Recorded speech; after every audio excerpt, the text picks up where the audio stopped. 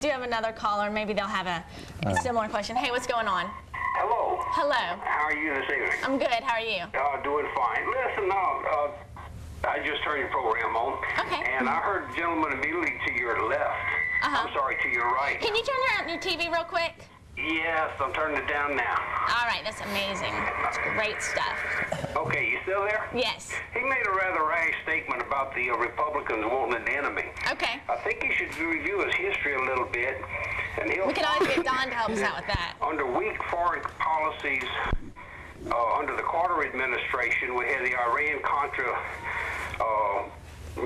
well, not Iran-Contra, I'm sorry, the Iran hostage situation. And under Bill Clinton, who virtually had no foreign policy other than jaunts with his wife and his friends to China and Africa and Europe. Joints is in like smoking joints? Dollars. Joints. Oh. He had no policy whatsoever. We had Pakistanis develop nuclear weapons. We had the North Koreans advance in their technologies. We had the Chinese get better aiming technology from the United States. And Republicans have always come back into office and had to build up what was lost under Democratic administrations. And that's actually precisely my point. Your history, other than Grenada, let's see, Panama Canal, and a couple other small conflicts, usually very small in days. Every conflict this century has been started because of policies and actions by Democratic administrations.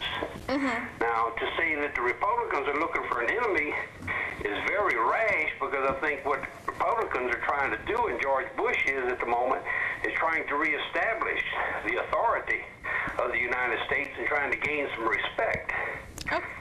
And that was just why I wish the gentleman would read his history a little bit and, try to see just what's going on as far as that's concerned. All right, well, thank you. We certainly do appreciate your comments and your questions. Actually, Don, respond. I would like to retort. Retort? What he just said almost precisely proves my point.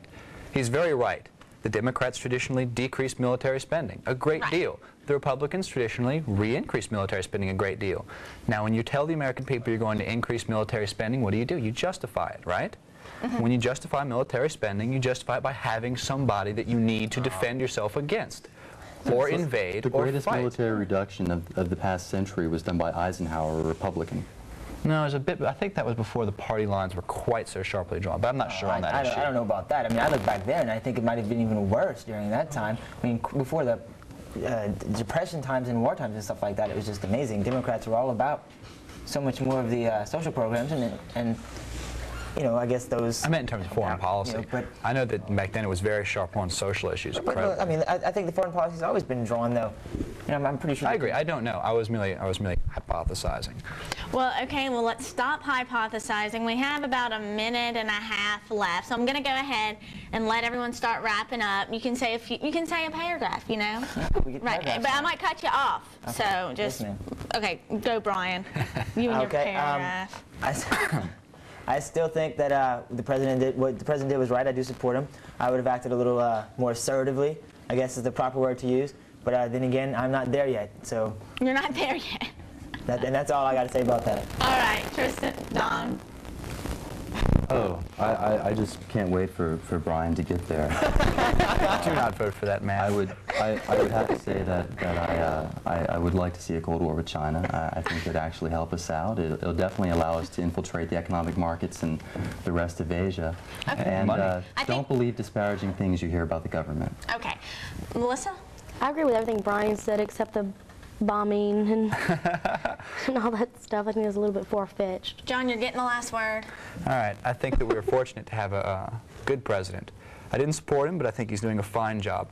I think as long as he remembers to integrate America into the global economic, political situation rather than keeping us out of it, he'll do just fine. All right. Well, good show, good stuff. We've got all kind of hand signals going on. The previous program was brought to you by an independent producer who is solely responsible for its content.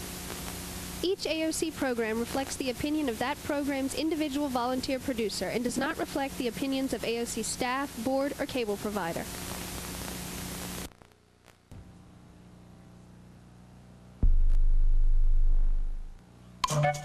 John Colvin introduces us into a fruitful growth gave birth to the black man, the original man, the human.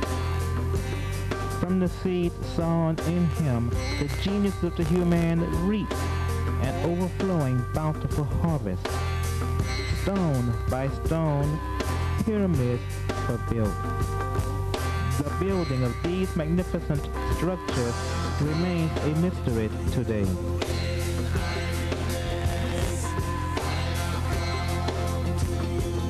The Sphinx, a mythical half-lion and Nubian warrior wearing a royal headdress, overlooks the city.